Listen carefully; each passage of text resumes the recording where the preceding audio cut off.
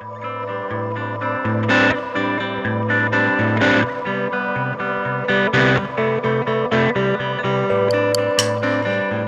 안녕하세요. 자원순환사회경제연구소 홍수열 소장입니다.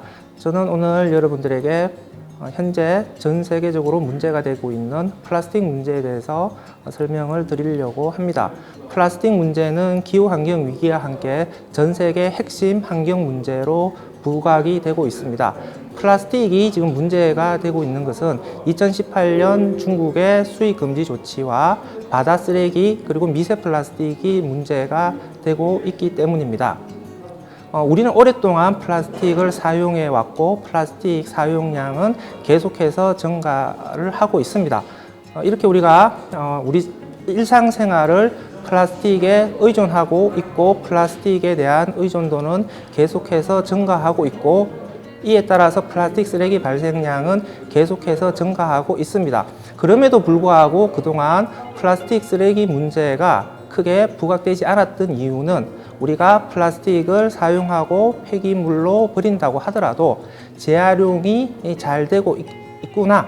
우리가 쓰레기로 버려도 플라스틱 쓰레기 관리는 큰 문제가 없을 것이라고 생각을 했기 때문입니다. 하지만 우리의 이런 믿음이 근거가 없다. 사실은 허상에 근거하고 있다라고 하는 것이 드러난 것이죠. 첫 번째, 중국의 쓰레기 수입 금지 조치로 인해서 플라스틱이 재활용이 잘 되고 있다라고 하는 믿음이 깨진 것이죠. 실제 우리가 쓰레기로 배출되는 플라스틱이 재활용되는 비율은 굉장히 낮을 뿐만 아니라 그 선진국에서 배출되는 플라스틱 쓰레기 재활용이 대부분을 중국과 같은 저개발 국가에 의존하고 있다라고 하는 것이 드러나면서 플라스틱은 재활용이 잘 될 것이다 라고 하는 믿음이 사실은 근거가 없다라고 하는 것이 드러나게 된 것이죠.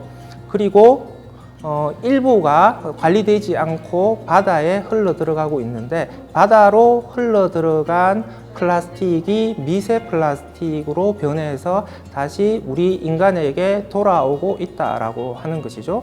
그러니까 플라스틱 쓰레기 배출량이 증가하면서 플라스틱으로 인한 환경 문제가 굉장히 심각하고 그 환경 문제라고 하는 것이 인류의 생존을 위협할 수 있는 문제다라고 하는 위기감이 커지게 된 것입니다. 따라서 이 플라스틱 쓰레기 문제에 대한 근본적인 해결책이 필요하게 된 것이고요. 이 플라스틱 쓰레기 문제 해결을 위해서 플라스틱을 사용하고 있는 기업들에게 그 해결책을 점점 더 요구하게 된 것이죠. 따라서 플라스틱을 사용하는 기업들의 경우에 플라스틱 문제 해결에 대해서 노력하지 않거나 이 해결에 대한 전망을 제시하지 않는 경우에는 점점 더 기업을 하기가 힘들어지는 상황에 놓여지게 되었습니다. 그렇기 때문에 코카콜라라든지 펩시콜라라든지 네슬레와 같이 전 세계를 대상으로 해서 제품을 판매하고 있는 글로벌 기업들의 경우에는 플라스틱 문제를 스스로가 앞장서서 해결하겠다라고 하는 비전을 제시를 하고 있는 것이고요. 그 핵심 비전 중에 하나가 플라스틱을 사용하지 않을 수는 없기 때문에 플라스틱을 사용하더라도 적극적으로 재생원료 사용을 늘림으로 인해서 플라스틱이 쓰레기로 배출되더라도 순환이 될 수 있는 체계를 만드는데 앞장서겠다라고 하는 것이죠. 따라서 플라스틱을 사용하는 기업들의 경우에 자사가 사용하는 플라스틱 제품에 재생원료를 사용하지 않으면 앞으로 기업 환경에서 경쟁력을 유지하기 힘들어지는 상황에 직면하게 된다라고 하는 겁니다. 그렇게 되면은 플라스틱 재생원료 사용의 문제는 단순히 환경 문제가 아니라 기업의 산업 경쟁력을 좌지우지하는 산업 재편의 문제가 된다라고 하는 것이죠. 한 국가나 한 사회의 입장에서 봤을 때도 기업이 필요로 하는 양질의 재생원료를 안정적으로 공급할 수 없다면 그 국가의 플라스틱 이용하는 산업의 경쟁력이 약화되는 문제에 직면하게 된다라고 하는 것입니다. 따라서 플라스틱의 재활용 문제, 재생원료의 사용 문제는 단순히 환경 문제에 앞장서겠다라고 하는 선언적인 혹은 면피용의 문제가 아니라 기업의 경쟁력 확보를 위해서도 앞으로 굉장히 필요한 문제가 되겠습니다. 현재와 같이 진행이 될 경우에 플라스틱의 재생원료를 사용하는 문제는 단순히 기업의 환경 캠페인의 문제가 아니라 규제 강화로 연결될 가능성이 높다라고 생각을 합니다. 즉, 재생원료를 사용하지 않는 제품은 시장에 출시될 수 없다라고 하는 것이죠. 그리고 그 재생원료 의무 사용 비율은 앞으로 점점 더 높아질 것으로 생각을 합니다. 따라서 양질의 플라스틱 재생원료를 사용할 수 있는 시스템을 우리가 적극적으로 개발할 필요가 있는 것이고요. 이 재생원료를 다시 제품에 사용될 수 있는 구조를 만들기 위해서는 플라스틱의 분리배출부터 수집, 선별, 재활용 체계에 대한 전반적인 개선이 필요합니다.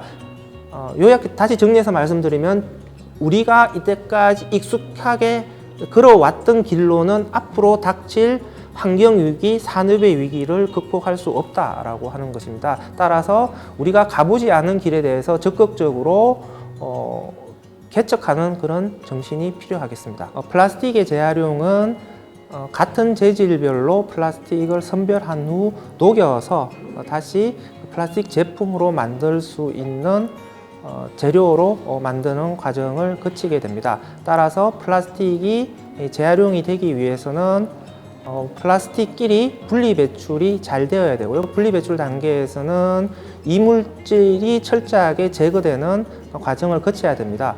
이물질을 제거하기 위해서는 배출자가 반드시 플라스틱 용기에 묻어있는 이물질을 세척하는 과정들을 거쳐야 되는 것이죠.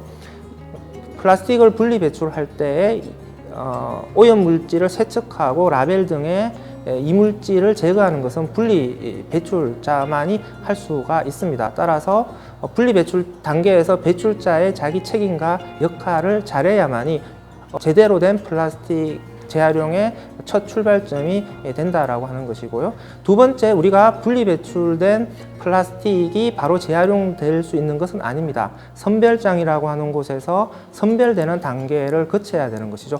우리가 사용하는 플라스틱은 굉장히 많은 종류의 재질이 있습니다. 소비자들은 플라스틱이라고 했을 때 그냥 같은 플라스틱으로 인식을 하지만 세부적으로 들어가게 되면은 굉장히 다양한 재질들이 있고요. 이 다양한 재질의 플라스틱은 각기 다른 성질을 가지고 있는 것이죠. 따라서 플라스틱이 재활용이 되기 위해서는 같은 재질, 그러니까 같은 식구끼리 모아줘야만이 이후 단계에서 재활용이 가능합니다. 우리가 사용하는 플라스틱 중에서 선별이 될 수 있는 플라스틱은 크게 4가지 종류로 구분을 합니다. 먼저 페트병이 선별이 될 수가 있고요. 그 다음으로 PE, PP, PS 이렇게 크게 4가지 종류로 선별을 하게 됩니다. 그리고 선별 과정을 거친 후 이 플라스틱은 각각 재질별 재활용 업체로 간 후 재활용 업체에서 재생원료로 가공되는 공정을 거치게 됩니다. 플라스틱이 재활용되기 위해서는 우리가 분리배출한다고 해서 끝나는 것이 아니라 선별 단계에서 이 재질별로 선별되는 과정을 반드시 거쳐야 되는 것이고요. 이 재질별 선별되는 과정에서 플라스틱이 선별될 수 없다면 이후 단계에서 재활용을 할 수가 없는 것이죠. 그래서 재활용이 될 수 있는 재질이라고 하더라도 선별장에서 선별을 할 수가 없다면 재활용이 안 되는 플라스틱이 되는 것이죠. 어떤 것들이 선별을 할 수 없을까요? 우리나라에서의 플라스틱 선별은 컨베어 벨트라고 하는 곳에서 재활용품이 이송을 하게 되고요. 그 이송되는 과정에서 재질별로 사람들이 손으로 선별하는 과정을 거치게 됩니다. 따라서 사람이 눈으로 봐서 재질을 인식해서 손으로 선별할 수 없는 플라스틱은 선별하기 힘들기 때문에 재활용이 안 되는 것이죠. 통상적으로 우리가 칫솔을 생각하게 되면은 칫솔의 손잡이는 PP 재질이기 때문에 재활용이 굉장히 잘 되는 재질입니다. 하지만 칫솔은 굉장히 부피가 작기 때문에 선별장에 가게 되면은 컨베이어 벨트에서 선별이 어려운 거죠. 따라서 빨대나 칫솔, 볼펜과 같이 부피가 아주 작은 플라스틱 제품은 재활용이 가능한 재질이라고 하더라도 선별이 어렵기 때문에 이후 단계에서 재활용이 어려운 것이죠. 따라서 플라스틱이 재활용이 잘 되게 하기 위해서는 첫 번째, 재활용이 잘 되는 재질로 제품을 만들어야 된다라고 하는 것이 하나가 있고요. 두 번째로는 분리 배출 이후에 그 같은 재질별로 어떻게 선별이 될 수 있을까라고 하는 그 체계를 구축해야 되는 것이죠. 선별장에서 일상적으로 선별이 잘 되는 품목의 경우에는 분리배출 기준만 철저하게 지킬 경우에는 재활용이 가능합니다. 하지만 선별장에서 선별이 일상적으로 어려운 제품의 경우에는 기존과는 다른 특별한 형태의 분리배출 체계가 필요합니다. 그래서 부피가 작은 플라스틱 제품의 경우에는 최종적으로 선별 재활용이 되기 위해서는 거점별로 따로 모을 수 있는 체계를 구축을 해야 됩니다. 플라스틱이 재활용되기 위해서는 선별업체, 재활용업체에서 선별과 재활용을 해야 되는데 이 업체이기 때문에 규모의 경제가 확보가 돼야 되는 것이죠. 양이 확보가 되지 않으면 업체를 운영하기 힘듭니다. 따라서 새롭게 출시되는 신규 플라스틱 재질의 경우에는 재활용이 어려운 것이죠. 그래서 통상적으로 우리가 생활에서 사용되는 플라스틱의 재질은 종류가 굉장히 많음에도 불구하고 페트병과 PE와 PP와 PS 네 가지 종류에 대해서만 선별해서 재활용을 하게 되는 것이죠. 새롭게 출시되는 신규 재질의 플라스틱의 경우에는 양이 너무 적기 때문에 그것을 선별하더라도 그 선별된 양을 재활용하는 업체가 없는 것이고요. 그 재활용 업체가 있다 하더라도 그 재활용 업체에서 생산된 재생 원료의 수요처가 확보가 되지 않기 때문에 재활용이 어려운 겁니다. 그렇기 때문에 현재 구도에서는 보편적으로 재활용이 가능한 재질로 제품을 만들어야 되고요. 그 재질별로 분리배출과 선별, 재활용할 수 있는 적합한 체계를 만들어야 됩니다. 플라스틱이 우리 생활에 들어오기 시작한 것은 약 70년 정도의 역사를 가지고 있습니다. 그러니까 플라스틱 없이 살아가기에는 플라스틱이 우리 생활에 너무 깊숙이 들어와 있는 상황이죠. 따라서 지금 단계에서는 플라스틱을 거부하는 삶이라고 하는 것은 실현 불가능한 이야기입니다. 따라서 현재 우리가 플라스틱 문제 해결을 위해서는 플라스틱과 어떻게 공존할 수 있는 산업, 소비 문화를 만들 것인가가 과제가 될 것입니다. 따라서 플라스틱을 사용하되 플라스틱 사용으로 인해서 발생할 수 있는 환경 문제에 대해서 어떻게 잘 대응할 것인가가 중요한 것이죠.